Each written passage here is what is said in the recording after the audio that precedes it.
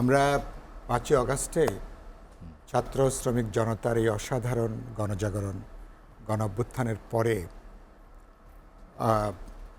এরপরে তো ধরুন পতিত সরকারের প্রধানমন্ত্রী এবং তাদের এই যারা এই পরিকল্পিত গণহত্যার সাথে যারা যুক্ত ছিলেন বা বলতে পারেন মুক্তিযুদ্ধের পরে আমাদের একসাথে তো অল্প দিনের মধ্যে এত বড় হত্যাকাণ্ড তো আগে সংগঠিত হয়নি।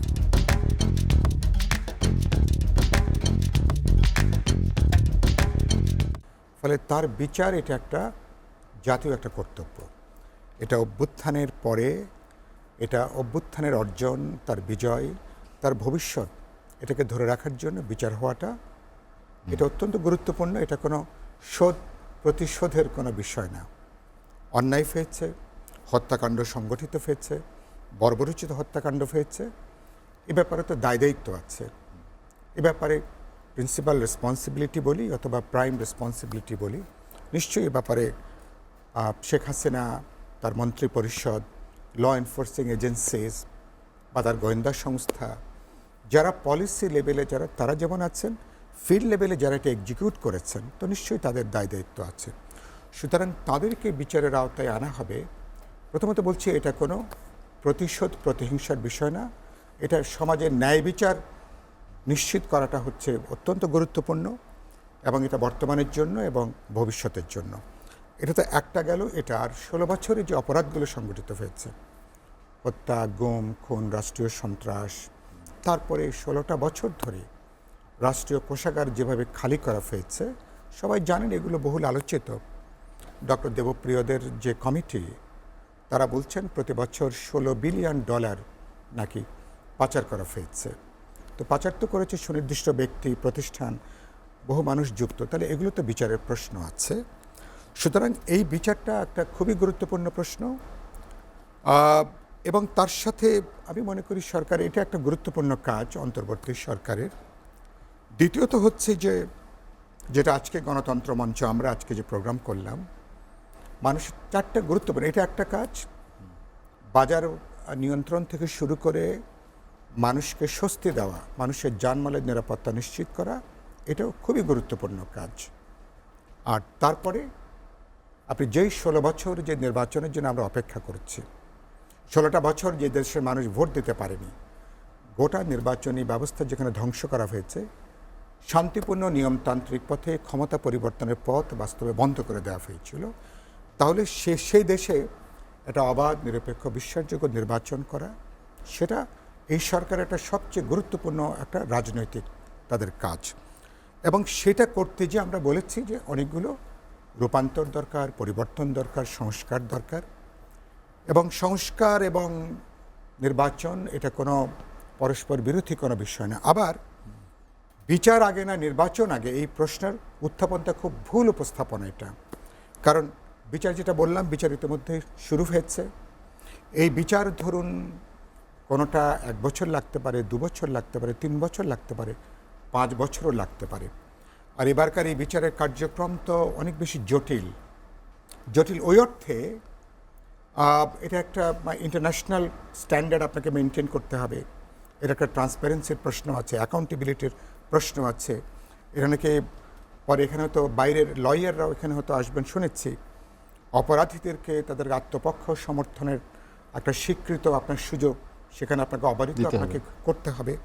তাহলে এটা সময় সাপেক্ষ ব্যাপার হতে পারে। এখন আপনি বিচারের প্রাথমিক পর্যায়ের বিচার সম্পন্ন করবেন, এই বিচার তো নানা স্তরে হবে, প্রাথমিক, দ্বিতীয়, চূড়ান্ত পর্যায়ে 2 বছর, 3 বছর বা তার বেশি সময় এটা লাগতে পারে।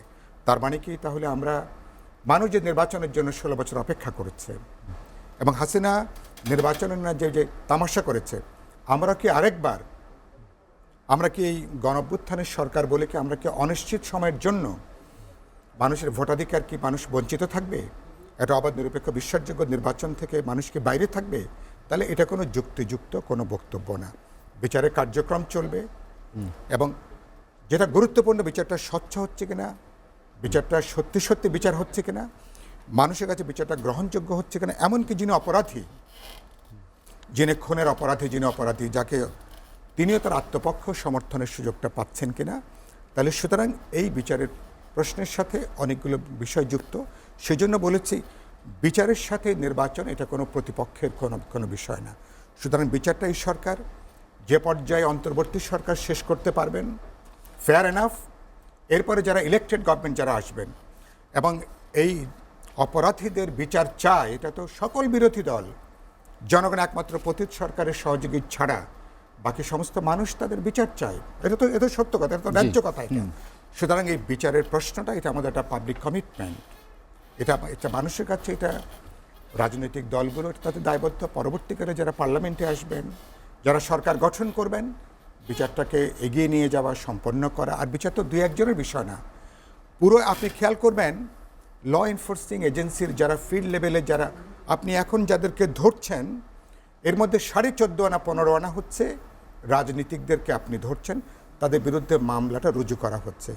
ফিল্ড লেভেলে বিভিন্ন প্রশাসনে যারা যুক্ত ছিলেন, প্রশাসন, ল এনফোর্সিং এজেন্সির গোয়েন্দা সংস্থাগুলো, ফিল্ড লেভেলে যারা সরাসরি ঘটনার সঙ্গে যুক্ত, যারা হত্যার সঙ্গে যুক্ত, তারা 14 আনা 15 আনা এখন তারা ধরাছোঁয়ার বাইরে।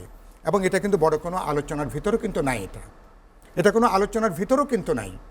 এবং অনেকেই বিভিন্ন বাহিনীর বিদ্যমান ব্যবস্থায় তারা আবার তাদের এক ধরনের পুনর্বাসনও কিন্তু হয়ে গেছে, এক ধরনের পুনর্বাসনও হয়ে গেছে। এগুলো কোনো মিডিয়া, কোনো main stream media, news paper, television, অনলাইনে এগুলো বড় কোনো আলোচনার কিন্তু সাবজেক্টই না। যেন অনেকটা যেন হজম হয়ে যাওয়া পুরো ব্যাপারটা, যেন অন্তর্বর্তী সরকার একদম তাদেরকে কন্টেইন করে ফেলা এই জায়গাটা দাঁড়াচ্ছে। তাহলে পরিস্থিতিটা অনেক গুরুত্বপূর্ণ। এর অনেকগুলো মাত্রা আছে যেটাকে আপনি এগিয়ে নেবেন। রাজনৈতিক ছাত্রদের এই বক্তব্যটা হলো আবেগপ্রসূত, এটা হলো অতিকথন, এটা আবেগপ্রসূত বক্তব্য। এটা হচ্ছে পুরো বিচারিক কার্যক্রম সম্পর্কে কোনো ধারণা না থাকবার জন্য এ ধরনের বক্তব্য তারা এসছেন।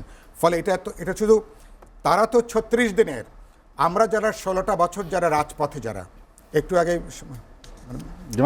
বলেছেন যেটা বললেন, যারা 16টা বছর হাজার হাজার মামলা, লক্ষ লক্ষ আসামি, 1-1.5 কোটি মানুষ 16টা বছর যারা বাড়িতে ঘুমাতে পারেনি, যাদের ব্যবসা বন্ধ হয়ে গেছে, চাকরি বাকরি নাই, যাদের পরিবার বলে কিচ্ছু নাই, অনেকে উচ্ছন্নে গেছে তাদের ব্যক্তি জীবন, সামাজিক জীবন, পারিবারিক জীবন, এই যে লক্ষ লক্ষ মানুষ। সুতরাং সেই মানুষের তো আপনি সেই মানুষের যে ত্যাগ, তার যে আকুতি, তার যে চাওয়ার ব্যাপারটাকে আপনি বিবেচনার মধ্যে রাখবেন না।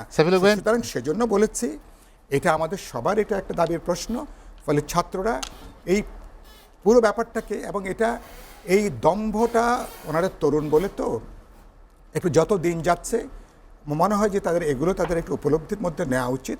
বরঞ্চ উচিত হবে বৃহত্তর রাজনৈতিক দল, জনসমাজের সাথে তারা যদি একটা ডায়ালগে আসতে পারেন, কথাবার্তা বলতে পারেন, বোঝাপড়া করতে পারেন, তাদের হয়তো মাসুদ ভাই যতখানি নেগেটিভলি বললেন, আমি হয়তো ততখানি বলতে চাই না। তাদের যেটুকু পটেনশিয়ালিটি এখনও পর্যন্ত আছে, তারা যদি অতিকথন, তারা যদি ইতিমধ্যে সমাজের নানা অংশের মানুষকে তারা বিক্ষুব্ধ করেছেন, মানুষকে তারা হতাশ করেছেন। আমরা কিন্তু এই তরুণ প্রজন্ম যারা অভ্যুত্থানে ছিলেন, তাদের সম্ভাবনাকে আমি এখনও দেখতে চাই। কিন্তু তাদের এই অতিকথন বাড়াবাড়ির জন্য সম্ভাবনা কিন্তু পুরোপুরি নষ্ট হয়ে যাবার কিন্তু ঝুঁকি। আমি আপনার কাছে আবার তার বিবেচনার মধ্যে তারা এটা রাখবেন।